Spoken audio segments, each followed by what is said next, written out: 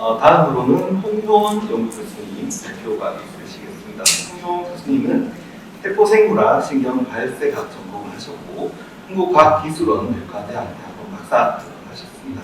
전 한국화학연구원 박사연구원으로 계셨고 현재는 부처의 연구교수로 저희를 도와주고 있습니다.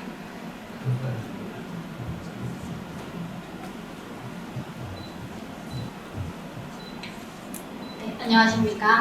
홍효원 교수님 소개해 주셔서 감사합니다. 저는 현재 연구소 홍효원이고 제가 주로 하는 연구는 생명 연구 기반으로 어떻게 발견 기전을 규명하고 이 기반에서 어떤 연구를 수행하고 어떻게 연구 과제를 계획할 수 있는지에 대해서 지원을 해드리고 있습니다. 일단 설명드리기에 앞서서 임상현장에서 많이 접하시는 여러 가지 문제들을 해결하시기 위해 이제 의료정보학이나 생물정보학과 같은 그런 분야를 통해서 문제를 접근하실 수가 있습니다. 특히 이제 생물정보학 같은 경우는 아까 강준호 교수님께서 설명을 잘 해주셨는데요. 다양한 이 질병에 대한 여러 가지 마커들이 나옵니다. 그러면 이제 이 마커들이 진짜로 어떻게 이런 질병과 연관되어 있고 왜 그런 것인가에 대해서 본격적으로 규명할 수 있는 것이 바로 이제 미생명 연구를 통해서 진행되는 바이올로지적인 접근법입니다.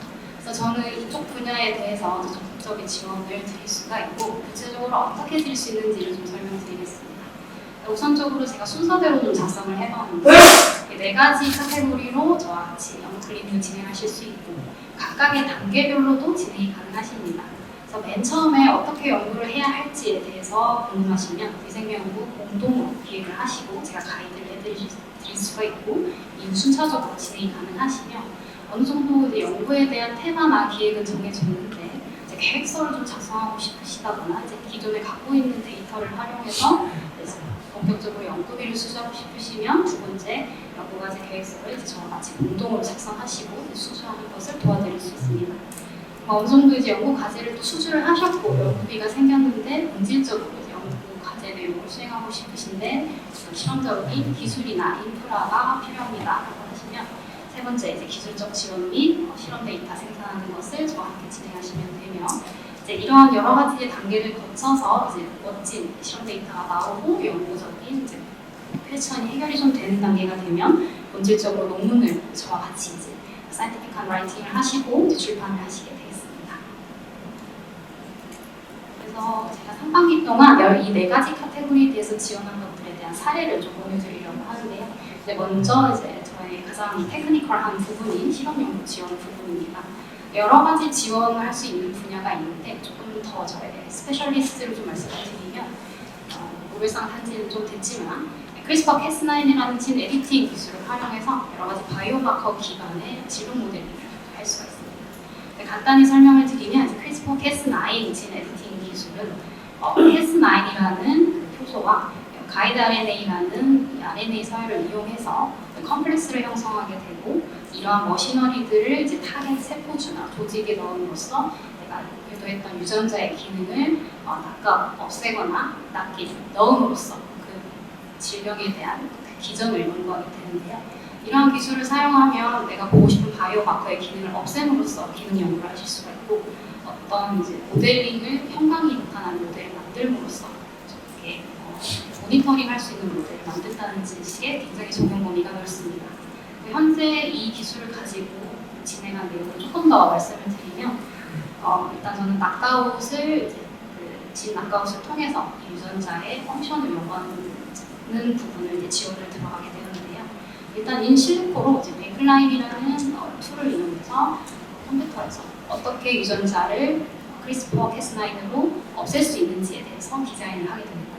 이런 식의 프로그램을 통해서 디자인을 하게 되면 이런 머시너리들이 잘 전달할 수 있는 여러 가지 DNA 조각을 만들게 되고 이것을 세포에 전달하게 되는데요.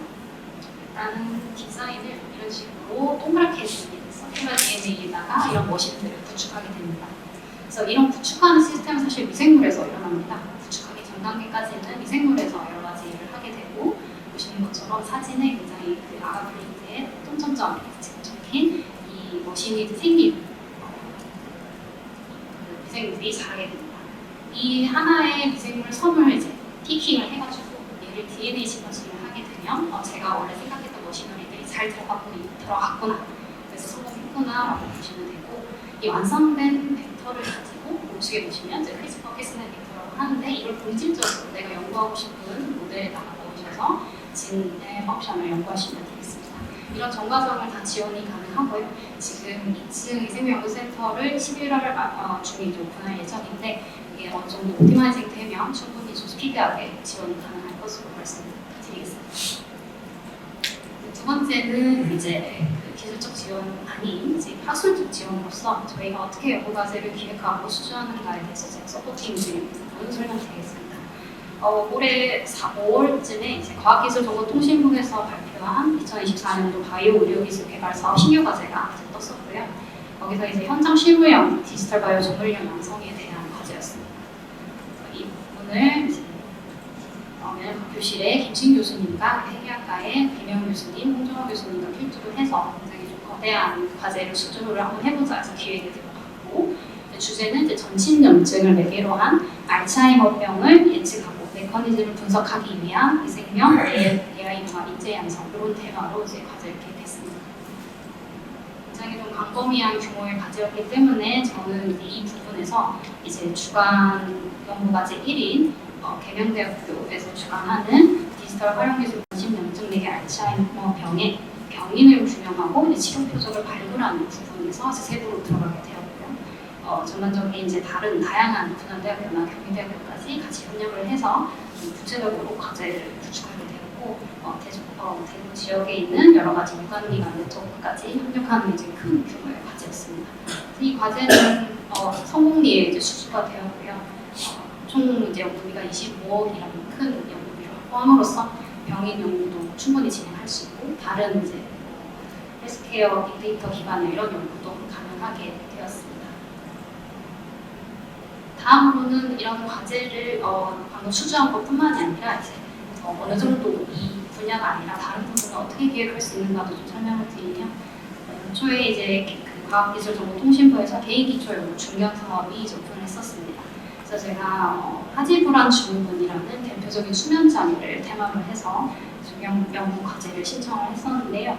하지불안 증후군은 수면 장애이기도 하고 여러 가지 좀 알려져 있는 기전이 있기는 한데 분자적인 메커니즘이 아직 분명하게 밝혀지지 않은 질병입니다. 그래서 이거를 실험실에서 어떻게 확인을 할 수 있을까에 대해서 연구를 기획하게 되었고, 제가 잘 할 수 있는 전문 분야인 중뇌 오가노이드 모델을 확립함으로써 이게 정말 어떤 몰레큘러 메커니즘으로 일어난지에 대한 과제를 기획했었고, 안타깝게도 선정이 이제 가까스로 되지는 못했지만 내년에 잘 다듬어서 다시 낼 예정입니다.